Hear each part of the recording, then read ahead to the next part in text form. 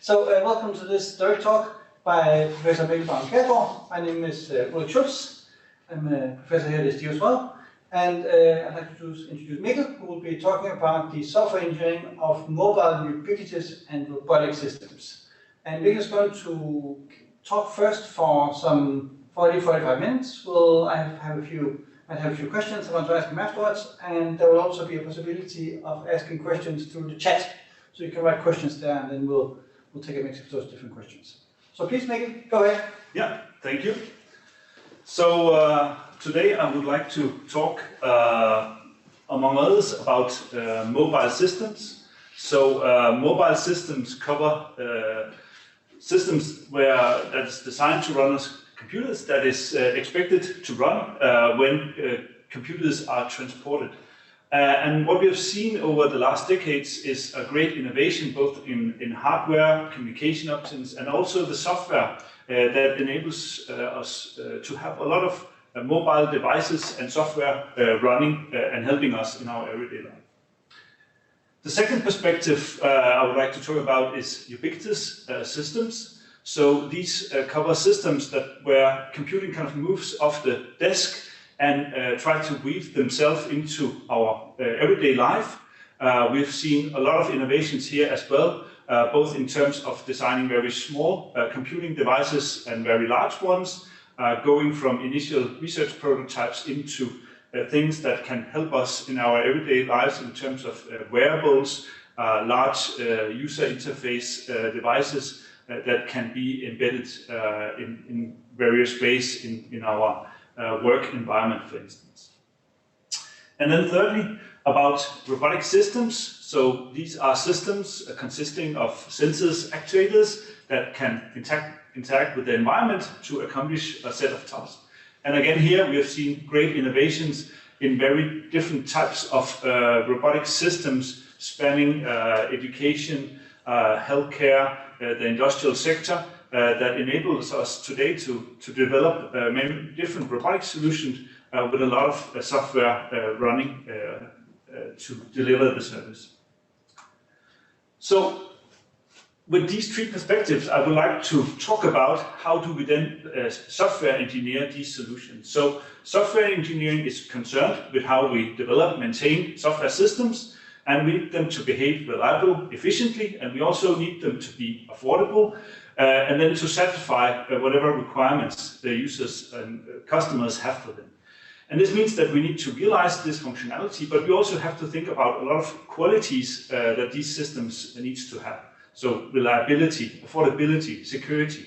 And particularly for ubiquitous mobile and robotic systems, there's also a number of other qualities that are important.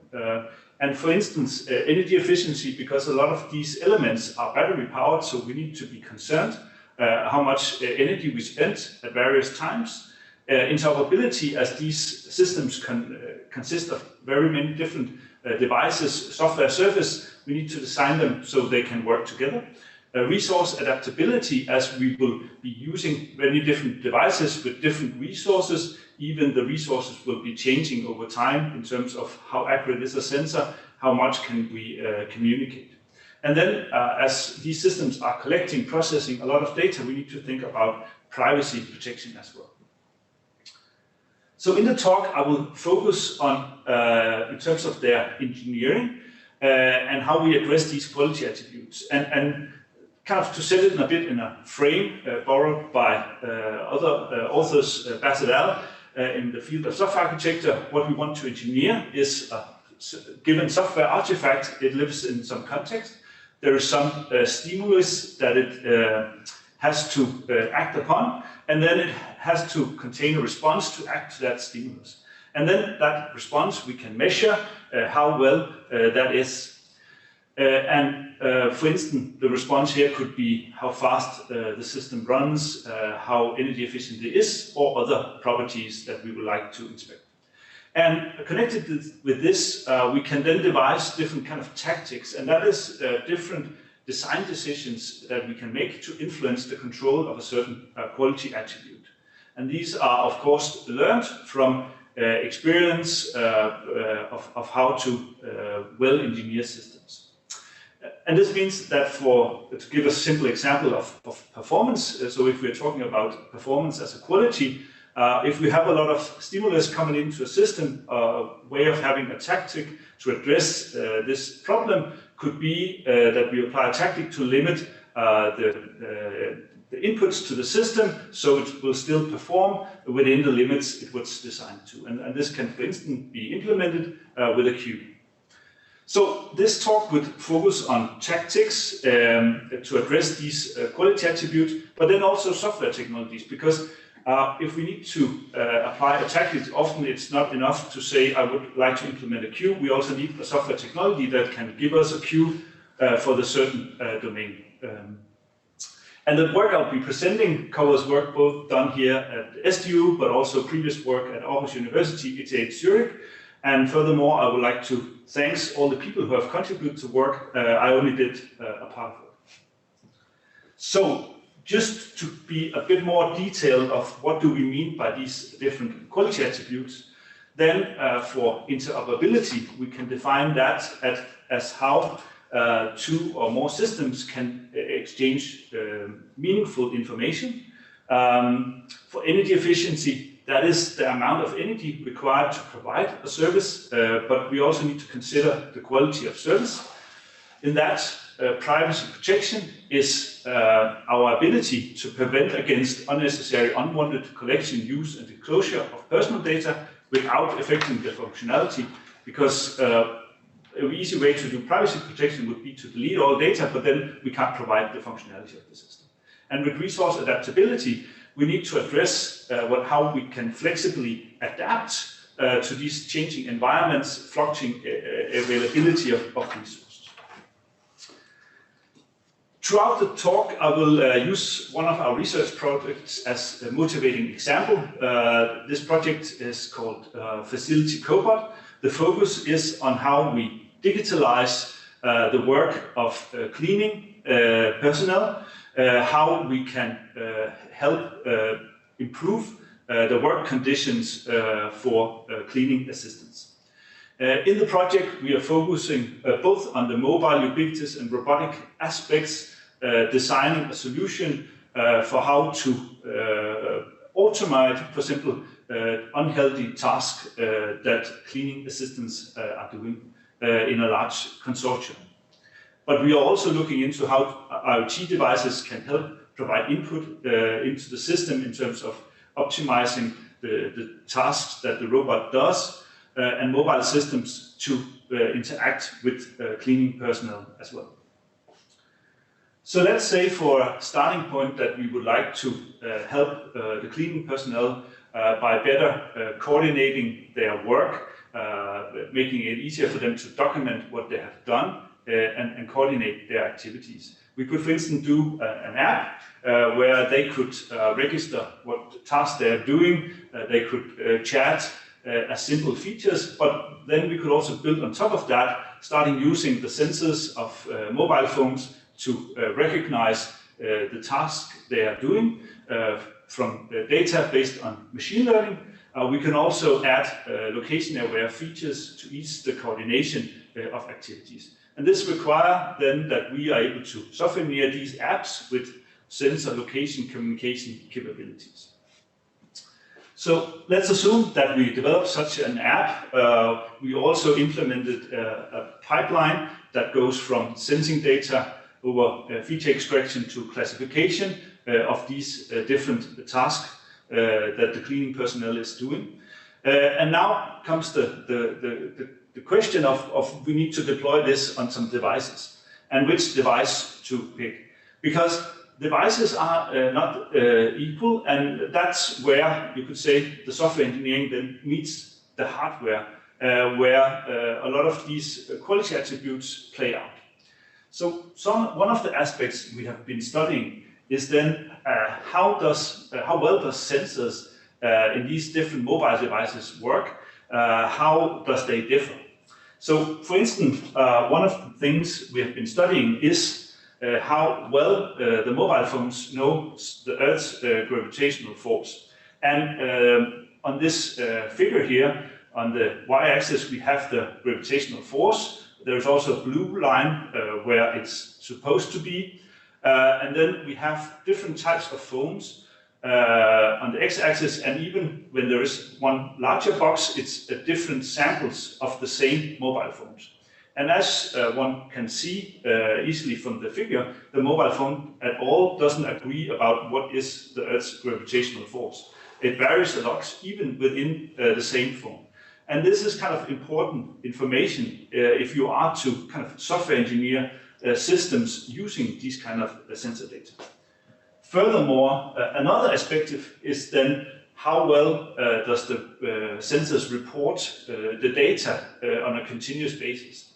And on the y-axis here we have the time between a report of a sensor value for accelerometer, and on the x-axis we have different phone types. And as one can see, a lot of the time the mean value is around 5 and 10. This is kind of the normal rate they would report at, but there's also a lot of outliers, and for some of them there is also a lot of variation, which again is a very important input when you need to software engineer these systems, that you need to take this into account. To address this, we can then use different forms of tactics to address this. So in terms of the resource availability, we could select among different sensors. We could predict if a resource is going to provide good data or not. We could combine several resources, both have use a sensor in the phone, but then maybe also external one. We could also adapt our application based on the quality. And then we could also, during our processing, start to mask this variability. We could combine several resources to get a better estimate, or we could do some modeling if we have some kind of model that can predict what the value should be. So in terms of this concrete example with accelerometers, what we have been working with here is the tactic of masking variability, so implementing different forms of pre-processing techniques into the machine learning pipeline, so these features are taken away, and this means that we can get a solid machine learning pipeline working better on different phones with training data from other phones. Another question one then might ask about this device we are going to buy to run our app on is how large a battery it has. And that means a lot if we have to support a person doing work. We need to kind of fit the recharging with their work behavior, so we can't just deplete the battery. What we have been working on here is different tactics to optimize the energy efficiency of the collection of such data, focus in our research very much on location data, but it also applies to other types of sensor data. So for instance, working on how do you adaptively decide how often you want to sample, how do you select among different sensors depending on their energy versus quality, and how can you replace one energy efficient sensor and use that instead of using a more demanding one. We worked on that as part of a project where we developed a prototype called Interact, where we tested a lot of these solutions for different types of human behaviors, so biking, running, driving, walking, as the context mean a lot for what is the optimal choice.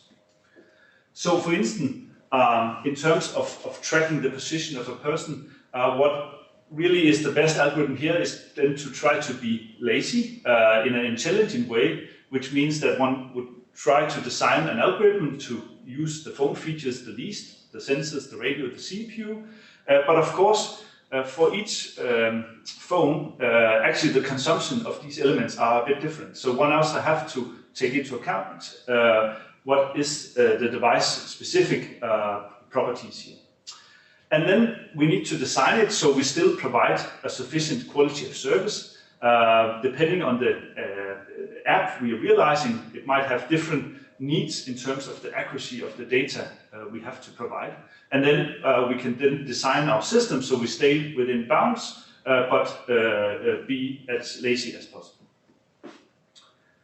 In terms of trying to use this tactic of sensor replacement, there is many different options how one can, for instance, replace the more energy-hungry GPS with other sensors. So we can, for instance, use the compass, and as long as we are traveling in the same direction, we could predict new positions following the same direction and then only resample when there is a deviation. Or with the accelerometer, we can start to sample data about the movement pattern of a person, and then only resample if there is a change or if the person moves from being still to starting to move. We can also then select among different sensors, working with this trade-off between energy consumption and quality. And one can, for instance, formulate that as a minimization problem that can be solved using dynamic programming, where one defines a minimization function that one has to minimize, and then model the power consumption of different components and their quality. One thing also to model, which is that many of these sensors have some wake-up time. So one also needs to model what is the time delay for getting different types of sensor data. And then based on that, one can solve the minimization function and figure out what is the optimal strategy for getting sensor data right now. We can also do this as part of the processing of the data. For instance, as part of the inference pipeline work with the feature extraction and classification. So for instance, if we observe that this is data that is similar to something that we already have seen, we can do an early exit, for instance, of a deep learning model, so we don't have to run the complete model. And we can also work with the UI to look into only use features of the UI if needed, but then also maybe if there is low battery, has other options. So there are many different tactics for how to design our app to be highly energy efficient. Going on with our cleaning case and then looking into the Ubiquitous System Perspective, one opportunity here is to start using IoT sensors to measure how much is the presence of people in different areas, because this means that we can start changing cleaning policy. So today, the standard cleaning policy is that we,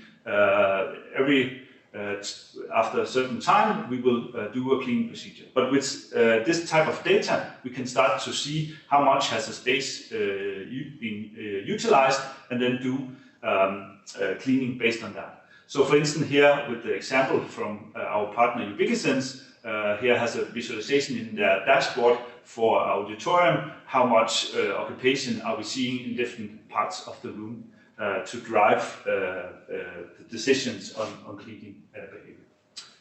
But as we start to collect this data, of course, privacy becomes important issues to start discussing. So first of all, the open question, when is IoT data privacy sensitive, we need to answer. And from, for instance, location data, people have been studying this a lot. So for instance, when can you go from just a bit of location data to a person? And one study has shown that just with 4 locations from our everyday life where we go, we become rather unique in the whole population.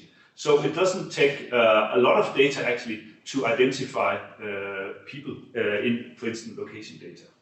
And knowing when things are privacy sensitive is also quite difficult actually, given particular the opportunities within machine learning. Because studies have shown that you can go from electricity consumption to a lot of characteristics about a household if the electricity consumption was measured for a residential home.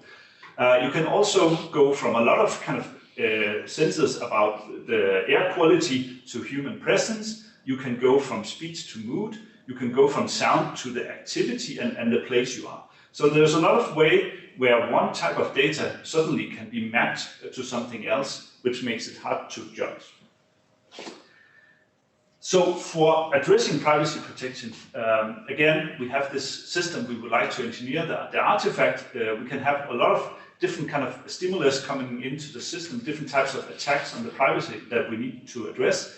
And we also have a number of tactics that we can apply, for instance, to minimize the data we have, to hide it, to separate the data, to abstract it, to control who has access, to inform the people we are collecting data about, and then also enforce and demonstrate that policies on privacy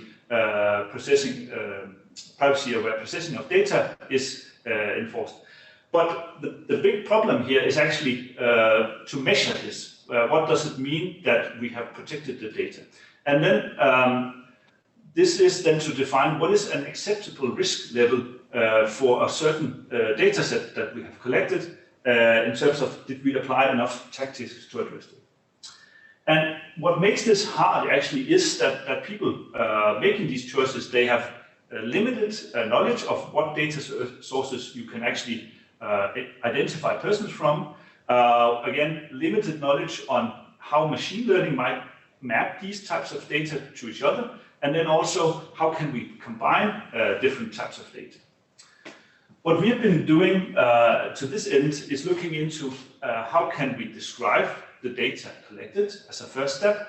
So a data descriptor for this small scenario here where there's an office, there's different desks, there is some sensors measuring what happens on the desk. And then we can, with our graph here, make a data descriptor to describe what data we're collecting. Then to address these three problems, we have made a tool that can go from this description based on a database that knows about how different data types can map to each other. We can then map to what other data types can be produced just with this data. And then we can come out with a score for what are the privacy sensitive of the data you are choosing to collect. We have also made a web-based front end for this, and the source code for this is open source as available. As a way to start being much better at identifying what is the risk level of collecting a certain data based on IoT systems. So then if we go on with the cleaning case, we would then also like to combine our IoT data with the robotic system. This means that we would like to measure tasks for the robot to complete with IoT sensors, then tell this to the robot, but then at the same time the cleaning staff also needs to be able to interact with the system and be able to configure what needs to be done and coordinate their work with it. And this means that we need to software engineer a system now consisting both of IoT sensors, platform elements, interfaces, and then also the robots. One particular aspect I would like to talk about here is then the quality of interoperability, because we need then to have to be able to build a shared data model so these different system elements can share data. And today there is, within the robotics world, the robot operating system as a platform that many robot systems are designed based on. It provides a standard model actually for sharing data, but only within robotic systems. And we would like to go beyond that, so something more than this is needed. In our work, we have approached this previously based on looking at how do we describe all data about a building. And that's kind of what is needed here for this setting. So in a building, there is a lot of different elements in terms of rooms. There could be thermostats, ventilation systems, control logic, and these are the entities we need to be able to describe in the building and the robot and so on. Then we also need to be able to navigate this. So we need to build up all the relationships of where are the devices. It might also mean that there are some physical links between these different elements that are important to us to model. So we need to be able to describe these different relationships in a general way.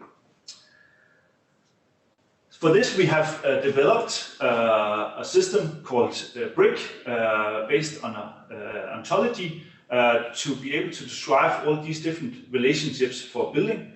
This model was built bottom up, so actually based on taking many different buildings, examples and their data, and then model how you could describe that.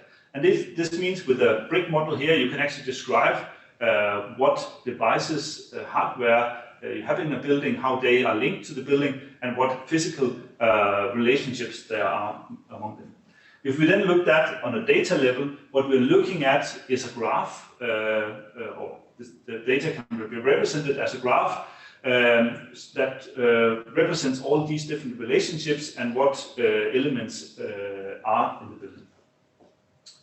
And with query systems, we can then ask questions to these models in many different languages. So we can ask for rooms where there is a certain device, for instance, or rooms that are connected to a certain system based on the physical properties, which means that we can ask for data, we can represent data in generally, and we can do this also across different buildings, so we can reuse the same system for different buildings. And on brickschema.org, you can read more. This was a big collaboration, as you can see the many logos that we participated in to build this system up. And we have also studied how this applies in a Danish context as well, with some of these Danish companies. And if we can get interoperability between the robot and the IoT sensors, we can start to do new things, also to address problems with resource adaptability. So for instance, with the two pictures over here, the robot will have often a detailed look. It will have expensive sensors and can look, for instance, here directly at the table. Whereas the IoT sensor is a bit further apart, but instead it has the overview. And IoT sensors are much cheaper, so we can have them cover a much larger area. This means that we can start to combine the pros and cons of these systems to create a system where we can get an updated view of the world that we can then give to the robot, and it can go out in the world to do tasks where it's needed more efficiently. So a way of how different types of systems can work together based on the tactic of increasing resources to adapt to handle resource adaptability.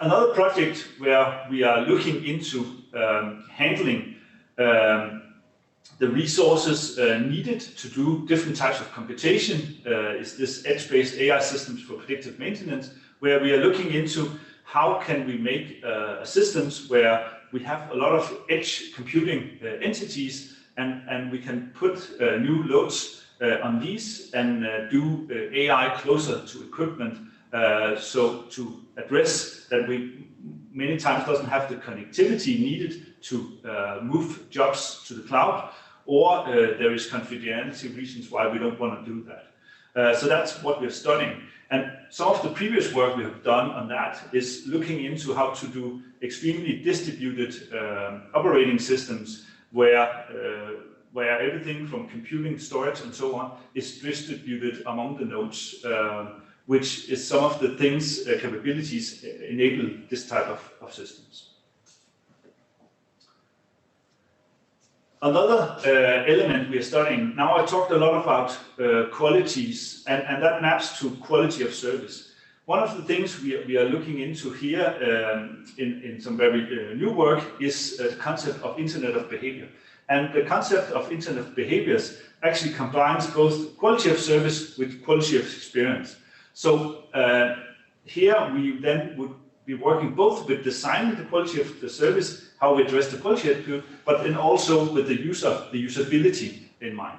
And that's a tricky thing, because now we try to combine these two things, which require us to rethink some of these tactics and how we address this. And then also, how do we design systems that takes people's behavior into account and adapt to it. And that's some of the things we are exploring in a new project under DIREC called Physical Systems with Humans in the Loop. So this was some of the research that we are exploring in the STU software engineering section. We are looking into addressing many different objectives where I touched upon some of them. So we're looking into turning data into actionable insights, working with approaches such as data-driven modeling and simulation, software technology for semantic and spatial data. We are looking into how to support human trust in digital technology, how to do verification and validation in these different scenarios, how do we protect privacy and security. We are also looking into how do we add intelligence to physical products and processes, so software technologies that integrates machine learning, AI, and so on, and how to do modular systems. And then we are also looking into how to improve the efficiency of software development in terms of process modeling and human factors and best practice software development capabilities. So read more on our website if you would like to know more about what we're doing in GIM. So with this, I would like to thanks for attending this first part. Now we'll go to the discussion. Excellent. Thank you, Mikkel. So, and this concludes, of course, the part where it's only you talking, and we'll enter into dialogue. Keep in mind that you can also write questions in the chat if you have anything. So the first thing that came to mind, Mikkel, was how you talked about systems engineering. You talked about engineering of mobile systems, ubiquitous systems, and robotic systems. As you know, I'm from the drone center, and at the drone center, I think drones are actually the combination, for better or for worse, of all three things. They're mobile, we're hoping to make them ubiquitous, but not quite there yet, and I'm sometimes worried about what's going to happen when we succeed. And they're definitely robotic. And it's really important that we have the right kinds of qualities in a system like that. So, and I think many of your tactics were maybe at a sort of finer granularity level. I often worry about the system behavior as a whole. So what are your thoughts on getting the right properties on the whole system that you think about? Yeah, so now I kind of zoomed in to some qualities that have been important in this work. Of course, there's many others to care about, and of course, one, when starting out in a new domain, needs to explore what are the qualities to work with here, and what are the methods. And then look up if there is relevant tactics for designing that type of systems. But I think it's also then, as you say, the system side of it, figuring out how do we implement this into the system. And that can happen at very many different levels in the software stack. So now I talked about energy efficiency and these tactics we have been exploring. What has happened over the years is that more of these kind of general tactics are now actually available as part of operating systems. So at least that's kind of also a trend that we have seen that many of these features, of course, software engineers and developers need to know that they are there in the operating system and the APIs and needs to utilize them to implement. But that's, of course, they need to drive the process for setting the right requirements and then figuring out how do I realize these, either in my own code or based on utilizing what is else in the software stack. Okay, and sort of picking up on that, how do you think will guide the programmers in this regard? Now, I'll just zoom back to a big moment for me, which was back in the 90s when I discovered the concept of design patterns, which was completely new to me back then, to most people. I thought, oh, this is brilliant. I'm not sure if they completely succeeded, but I think they made a huge difference actually in communicating best practices in a useful way. But that's kind of the same problem here, right? I mean, you have these different tactics, so how do you communicate not to, I mean, I think the experts will listen to your talk and then, yeah, that makes sense, I'll go do that. But what about the programmers who are not experts yet, the ones who are still learning how to engineer these kinds of systems that are immensely complicated? Yeah. So how do we guide the more junior software developers in applying the right kinds of tactics to get the right kinds of system properties? Yeah. So tactics are actually a way of kind of communicating that to them, where you also try to condense the description. And you could say that with the design patterns, the description was very large. With tactics, you try to be even more minimal. But of course, this also means that there's a larger stepping from that into an implementation. And that's where I think also these lives in different kind of levels of abstraction. So the tactics are more general, and a tactic might be realized by figuring out that a design pattern match and gives me that properties. And that's at least something that needs to be put into the educations that software engineers learns these different elements and how to go from these more general tactics to the implementation and have kind of material where they can look up what are the tactics to apply in different situations. Mm. And that we're actually faced with what I think is a kind of a horrible problem here, because a lot of the software that's going to be running on some of these devices might not be written by what we would normally refer to as software engineers or computer scientists.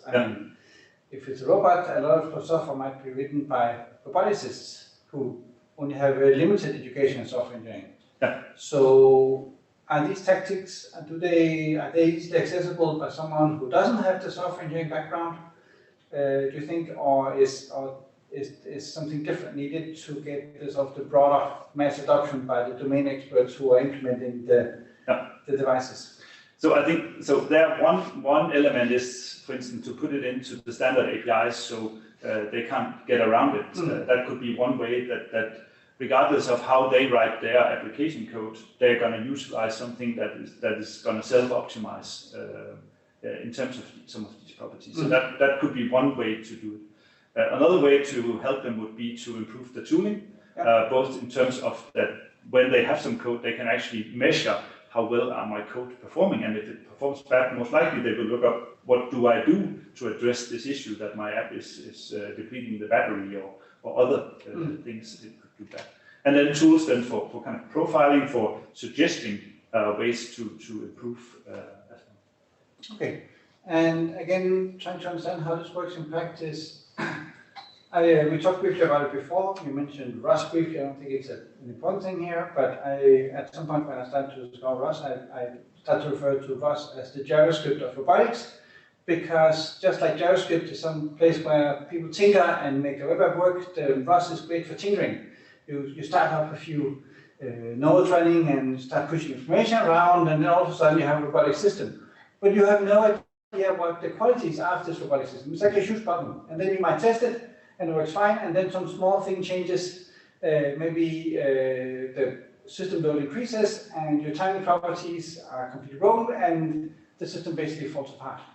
So given that there's some amount of sort of bottom-up development happening here, and I think some of what you talked about is I'm actually not sure, is that more of a, is that a top-down kind of working with the tactics, or is it more of a bottom-up, or is it more of a top-down, now we know that the system structure is like this, and now we impute this property in it, because that seems more difficult in practice.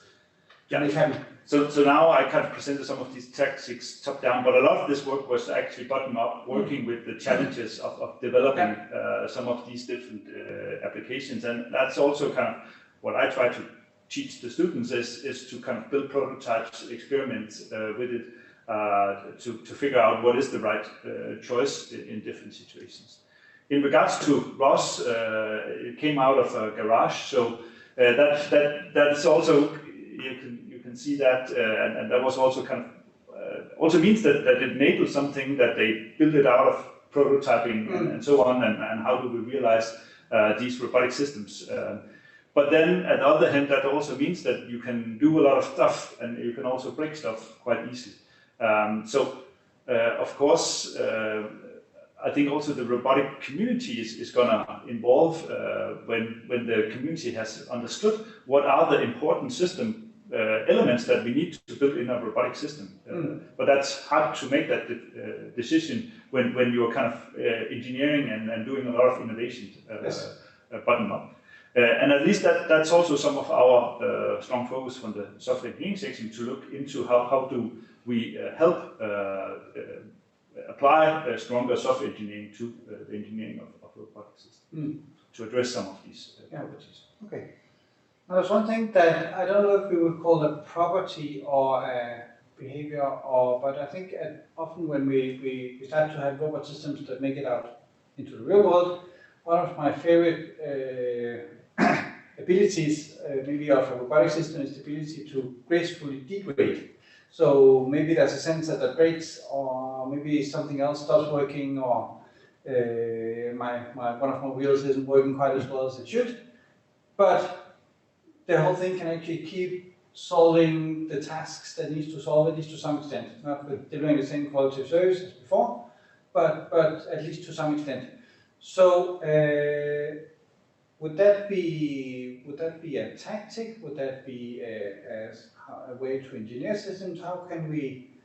I know this is putting out a hat here, but how do we get that? Because that's so difficult. Because often when we design systems, we make all of these assumptions about this works, this works like this, and then in the real world our assumptions break down, and the robot just sits there and doesn't do anything because of some small tiny programming restriction somewhere.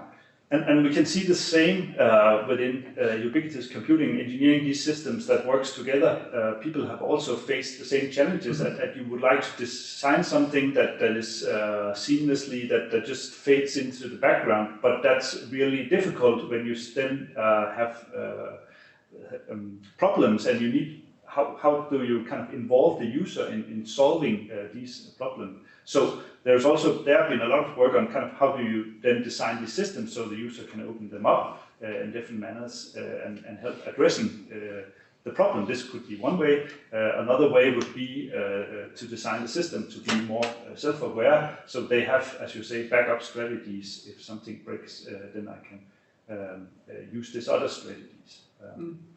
And there's been kind of then different tactics proposed for how you can do that based on different ways depending on the setting. If there's something where you can only rely on the user, if you have other people around that can help, and so on. Okay.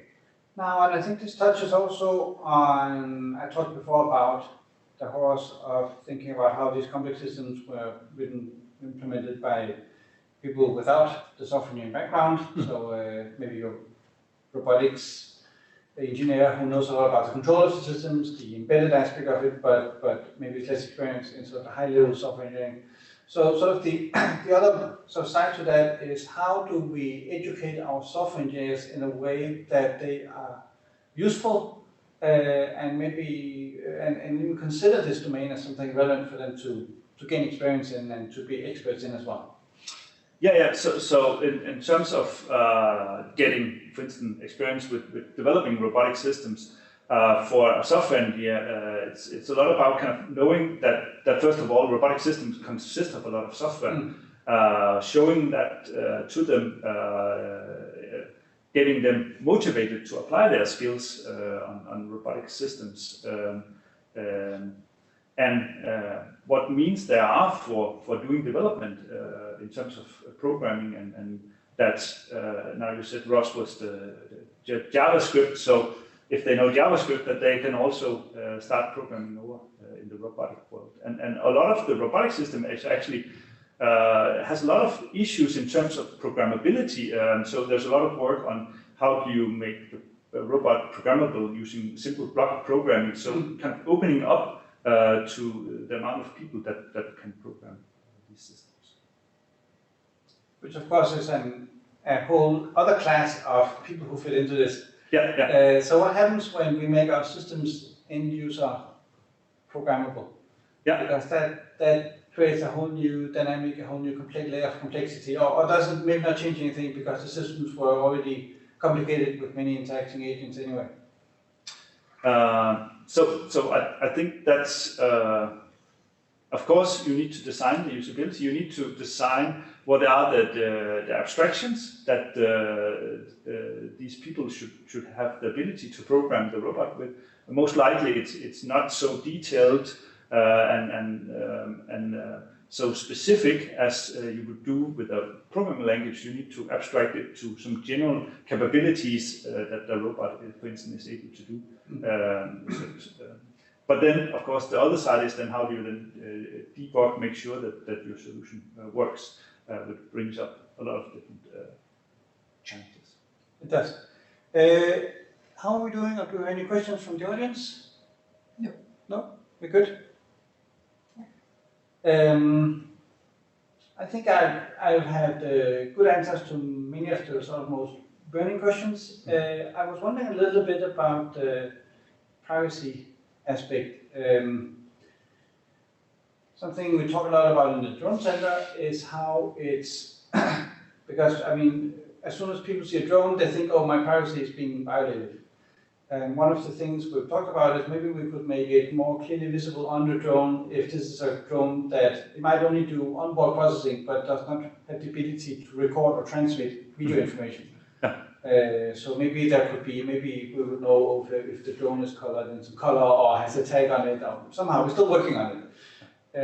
But I think the point is that sometimes you really do want a recording, and sometimes you want to be sure that there's no recording going on, and you want to communicate to the user what kind of environment they're in. Now, of course, if there's a drone approaching you, you will focus on the drone, but the problem seems much worse when you're talking about the ubiquitous sensors and so on. In some cases, you're fine if it's about surveillance of elderly people in their homes to call emergency services if there's a problem, then of course that's what you want. It's okay that you walk into a privacy violating zone because that's the whole point of being able to rescue them when there's a problem. You might want to know what kinds of information is revealed. So sort of this whole making it more understandable, more clear to the users, what properties are being violated here, if any. So how do you deal with that kind of situation? Because in some applications that you don't want anything to be revealed, and in other applications the whole point is to reveal at least some of these things. Yeah. So looking from the kind of IoT sensor perspective, a lot of them is designed to be white, to fade into the black. So you could say a lot of the industry is kind of ignoring the issue, trying to design their devices so they fade away, and then argue that the data collected is not sensitive, applying means to that. But still, it brings up a lot of situations where there is these gray zones where something might be personal, identifiable, and where people has a hard time to know that there's a sensor. In many building complexes, if you just kind of put up a sign that with a video camera around the perimeter, then from a legal standpoint, you're okay with setting up these sensors if you handle the data correctly. But still, then people wouldn't know what they're doing, and they might become afraid, as you say. Yeah. So then the question is, do we then start to paint the floor in certain colors, depending on what sensors have we put up, what data we have collected? Other option would be to design like a virtual layer that people could have a privacy scanning app, so they could scan around the environment with the augmented reality view, see what sensors are around, what data are they collecting, and they could inspect that. And also that's just not in buildings, but also citywide.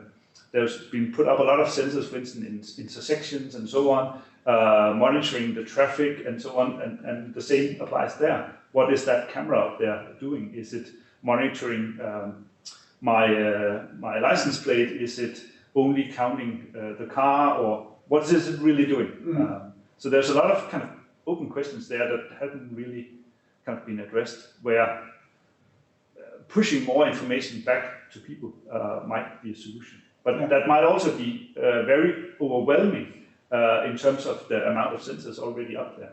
Yeah, I think it's interesting because this, well, for drones it's very, I mean, there's something in your face, right? And the people notice them obviously and become very concerned immediately. And so it's something we have to think about, and besides the same kind of solution, well, a mobile phone to be able to look at the drone and inspect it and know what it's doing, it becomes harder to navigate. And then if you're in an environment with sensors all around you, then it can be even more difficult to navigate this landscape. I guess what comes to mind is that it seems like this whole idea of ubiquitous computing is well, I think part of it was that, oh, you wouldn't notice it because it was everywhere. Yeah. And that's actually horrible. It's not really what we want at all. So what is sort of the view from the ubiquitous or pervasive computing community on these things? Should we? Is it wrong to make technology that's so seamless and sort of fades into the background? Should, just like the drone is very visible because you see it and it makes noise, and you know when your privacy is being violated, for better or for worse, with the drone, unless it's a really clever military drone that doesn't make any noise, which but normally you would know that there's a drone there, so it's sort of easier to relate to. Should every camera that violates your privacy be emitting a high-pitched noise? Yeah, so a lot of different critiques have been raised about this vision, giving critique from different angles, where this is one of them, looking into that in a lot of different cases, it is a problem if you try to design something that is not visible. For a range of applications, it also makes sense that humans doesn't have to relate to this computing infrastructure, and that's also kind of the only way of scaling it is if we don't need to attend to it. But of course, when then this invisible infrastructure starts to do something that we don't like, then it becomes a problem. Another option would be also rather that we as humans kind of push to the environment our preferences for how we would like the environment to behave, and then put the burden on the infrastructure rather than us. But then one would have to be able to kind of enforce, and the different providers needed to demonstrate that. And just with the handling of GDPR, we can see how complex this is. I think about cookies now, and having cookies everywhere in the digital world would be, with the same kind of dialogue, would be horrible, of course. Yeah. But it's kind of the same kind of problem. Yes. Great. Any questions now, Ulrik? No? I'm happy? Yeah. Good. And I think this concludes the talk, unless you have any last comments, Mikkel? No, I would like to say thank you for attending. It was great to give the talk, and thanks, Ulrik, for joining in and the nice questions and discussions. Pleasure. And feel free to reach out if you have any further questions. The email is on the slides.